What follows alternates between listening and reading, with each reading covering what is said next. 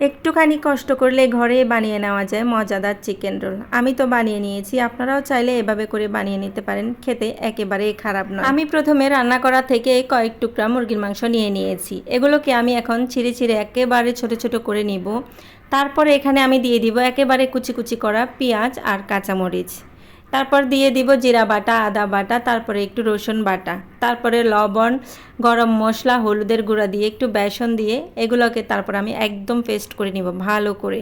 ও ভালো কথা, এখানে আমি একটুখানি আলু সিদ্ধ ব্যবহার করেছি যেন একটু আঠা আঠা হয়, রোলগুলো যাতে ভেঙে না যায়। এগুলোকে আমি ভালো করে কচলিয়ে নিয়ে নিয়েছি। এখন এগুলোকে আমি চিপে চিপে হাতের মধ্যে একটুখানি তেল নিয়ে এগুলোকে লম্বালম্বিভাবে এভাবে রোল করে নিব। এগুলো আসলে আমার আবিষ্কার নয়, আমিও ভিডিও দেখে বানাচ্ছি, আমার কাছে একটু সহজ মনে হয়েছে তাই ভাবলাম বানিয়ে নিই। এখানে আমি আগের থেকে বেসন গুলে রেখেছি আর মুড়ির গুঁড়ো করে রেখেছি। আমার কাছে অন্য কিছু ছিল না, তাই এগুলো আমি মুড়ি দিয়েই এখন কাবার করব। আমি প্যানের মধ্যে তেল দিয়ে দিলাম, তারপরে একে একে রোলগুলো মুড়ির গুঁড়োগুলোতে চিপে চিপে মুড়ির গুঁড়োগুলো লাগিয়ে তারপরে দিয়ে দিলাম।